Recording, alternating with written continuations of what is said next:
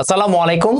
আপনারা যারা নতুন নতুন হচ্ছে যে বায়োলজি নিয়ে একটু প্রবলেমে পড়েছেন তাদের জন্য ভিডিওটা। তো এটা এসএসসি এইচএসসি যে কোনো ব্যাচের জন্যই হতে পারে। যারা বায়োলজি ভুলে যান, বায়োলজি কিভাবে মনে রাখবেন সেটার জন্য আপনাদের ফিউচার ডক্টর ফারাবি আছে আমার সাথে। সো ফারাবি এখন তোমাদেরকে জানাবে যে কিভাবে ও আসলে বায়োলজিকে মুখস্থ রেখেছে এবং তোমরা কি কি মানে টেকনিক এখান থেকে অ্যাপ্লাই করতে পারো। ওকে। সো ফার্স্ট অফ অল আমাদের সবার ক্ষেত্রে যে সমস্যাটা হয় সেটা হচ্ছে আমরা বায়োলজি আল্লাহর রহমতে একবার চোখ বন্ধ করে রিভিশন দেই, এরপরে পরবর্তীতে বই বন্ধ করে বলি আচ্ছা আমাদের কি মনে আছে একটু দেখি তো, তারপর আর কিছু মনে থাকে না, রাইট? এবং কোশ্চেনে গিয়েও আমরা কিছু মনে রাখতে পারি না। সো এটা একটা ভুল ওয়ে পড়ার। বায়োলজি পড়ার একটা মোটা দাগের মানে খুব ইম্পর্টেন্ট টেকনিক হচ্ছে এইটা, যে এক নাম্বারে আপনাকে একটু মার্ক করে পড়তে হবে, একটু মার্ক করে পড়তে হবে। ঠিক আছে? মানে কি? মানে হচ্ছে আপনি জানেন, আপনি প্রবাবলি একটা লেকচার দেখছেন, আপনি প্রবাবলি একটা ক্লাস করছেন, বা আপনি কোনো একটা গাইড থেকে পড়াশোনা করার চেষ্টা করছেন, রাইট? আপনাকে প্রথমে দুইটা টেকনিক অবলম্বন করতে হবে। এক, আপনাকে ফোকাস করতে হবে কোন পার্টটা আপনার জন্য ইম্পর্টেন্ট, কোন পার্টটা আপনার জন্য ইম্পর্টেন্ট না। ভাইয়া, বায়োলজিতে এইচএসসি তে অনেক পড়ালেখা আছে, অনেক পড়ালেখা আছে, যে প্রত্যেকটা পড়ালেখা আপনি মেডিকেলে চান্স পাইতে হলে আপনার প্রয়োজন, এইচএসসি তো দূরের কথা, রাইট? এবং এসএসসি তে আপনার অনেকগুলো ইনফরমেশন আছে যেগুলো আপনার জন্য ইম্পর্টেন্ট না। ইভেনচুয়ালি সেটা প্রবাবলি আমরা মেডিকেলেও হয়তো বা থার্ড ইয়ার ফোর্থ ইয়ারে পড়বো। সো এরকম এই ইনফরমেশন গুলো যেগুলো আপনার জন্য ইম্পর্টেন্ট না, ওগুলা মাথায় নিয়ে বার্ডেন পুশ করার কোনো দরকার নাই। আপনি আগে মার্ক করেন যে আপনার কোন জনারটা, কোন প্যারাটা, কোন প্রসেসটা, কোন ফ্লোচার্টটা ইম্পর্টেন্ট, ওই ফ্লোচার্টে ফোকাস করেন। সেকেন্ডলি সেকেন্ডলি আপনি যখন পড়ার চেষ্টা করবেন, ওইটাকে আপনি ফিল করার চেষ্টা করেন। মানে কি? মানে হচ্ছে যখন আপনি ব্লাড পড়তেছেন, প্রবাবলি আপনাদের এইচএসসি সিলেবাসে একটা কোয়েশ্চেন আছে, সেটা হচ্ছে হাউ, মানে কেমনে হচ্ছে রক্ত জমাট বাঁধে, রাইট? Blood coagulation. সো এইটা পড়ার সময় আপনি একটু বোঝার চেষ্টা করেন যে এই জিনিসপত্রগুলো আপনার শরীরে হচ্ছে, রাইট? আপনি তখন আপনার ফোকাসটা বেড়ে যাবে। আপনার যখন ফোকাসটা বেড়ে যাবে তখন আপনি ওই প্রত্যেকটা প্রসেসগুলো নিজের সাথে রিলেট করতে পারবেন। যখন নিজের সাথে রিলেট করতে পারবেন তখন আলটিমেটলি দেখবেন পড়ে মজা পাচ্ছেন। সো আপনি পার্ট মার্ক করলেন, সেকেন্ডলি আপনি একটু রিলেট করার পড়ার চেষ্টা করলেন যাতে আপনি পড়ে মজা পান। যখন আপনি ওই ব্যাপারটা পড়ে মজা পাচ্ছেন যে আল্লাহ, আমার দেহে এইভাবে ব্লাড কোয়াগুলেটেড হইতেছে, বা আমার দেহে অন্যান্য ফাংশনগুলো এইভাবে চলতেছে, তখন দেখবেন এই ব্যাপারগুলো আপনার পড়তে মন চাইবে। যখন পড়তে মন চাইবে তখন আপনার ওই জায়গাগুলোতে মনোযোগও বাড়বে। Thirdly, problem identification.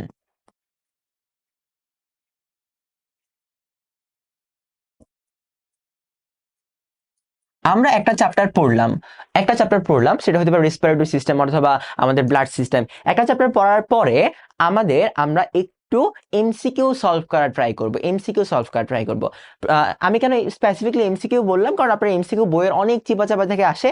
যখন আপনি এইচএসসি তে পড়তেছেন তখন আপনি এমসিকিউ যখন সলভ করার চেষ্টা করবেন, মেডিকেল কোশ্চেন এমসিকিউ গুলা, তখন আপনি দেখবেন অনেকগুলো এমসিকিউ আপনি পারতেছেন না।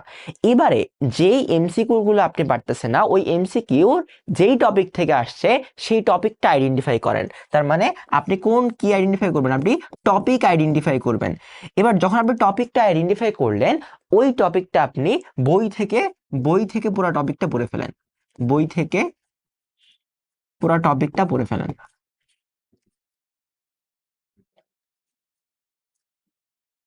এইবারে আমি কিন্তু এই প্রসেসটা আপনাকে এটা বলতেছি না যে আপনি কোশ্চেন সলভ করলেন, আপনি যে জিনিস পারতেছেন না, ধরেন একটা এমসিকিউ আপনি পারেন না, ওই এমসিকিউ আপনি সলভ করে বসে আছেন না। রাদার দেন ওই এমসিকিউ যেই টপিক থেকে আসছে বইয়ের, সেই টপিকটাতে যান, টপিকটা একটু মার্ক করেন, মার্ক করার পর ওই টপিকটা আপনি পড়ে ফেলেন। এভাবে যখন আপনি কোশ্চেন সলভ করা শুরু করবেন, তখন আপনার যেই জায়গাগুলা আপনার বইয়ে আপনি টাচ করেন নাই, যেই জায়গাগুলো আপনার বইয়ে একটু দুর্বলতা আছে, ওই জায়গাগুলোতেও আপনার রিভাইজ দেওয়া হয়ে যাবে।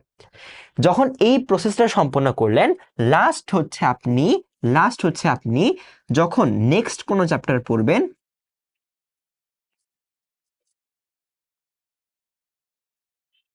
নেক্সট চ্যাপ্টার পড়ার আগে আপনি একবার একবার একবার একবার রিভাইজ করেন।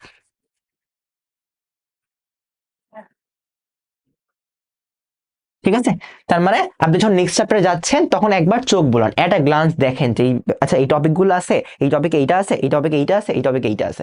যখন আপনি এটা করে ফেললেন তখন আপনার মাথায় একটা সামারি চলে আসলো চ্যাপ্টারটার, রাইট? সো আগে আপনি কি করবেন, আগে আপনি মার্ক করে পড়বেন কোনটা আপনার জন্য ইম্পর্টেন্ট, দেন আপনি প্রসেসগুলো ফিল করেন, একটু মনোযোগ দেন, একটু নিজের সাথে রিলেটেড করেন, দেন আপনি ওই প্রবলেম আইডেন্টিফিকেশন করেন। চ্যাপ্টার পড়া শেষ, প্রবলেম আইডেন্টিফিকেশন করলেন যে কোন টপিকগুলোতে আপনার প্রবলেম আছে, যে কোন এমসিকিউগুলো আপনি পারেন নাই, টপিক আইডেন্টিফাই করলেন, বই থেকে টপিকটা পড়ে ফেললেন, আপনার চ্যাপ্টারের প্রিপারেশন ডান।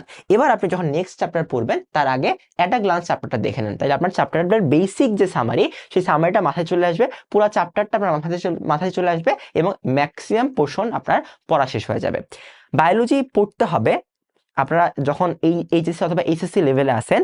বায়োলজি এখন আপনাকে ডিরেক্টলি পড়তে হবে না, মানে ডাক্তার হওয়ার জন্য পড়তে হবে না, রাইট? আপনার এখন এই ব্যাপারটা এরকম না যে আপনি বায়োলজি প্রত্যেক চ্যাপ্টার পরে ডিটেলস পরে আপনি এখন রোগী দেখতেছেন, ব্যাপারটা তো এরকম না। আপনাকে মেডিকেল চান্স পাইতে হবে প্রবাবলি, বা আপনাকে এইচএসসিতে ভালো করতে হবে। সো এই জন্য ওয়ে আউট হচ্ছে এই ওয়ে আউটগুলো আপনি মার্ক করে পড়ার চেষ্টা করেন, সব পড়ার চেষ্টা করেন না, যা পড়েন ভালো করে পড়েন, রিভাইজ দেন এবং টপিক আইডেন্টিফিকেশন করেন। এই পার্টগুলো খেয়াল রাখলে কিন্তু বায়োলজি আমাদের জন্য সহজ হয়ে যায়।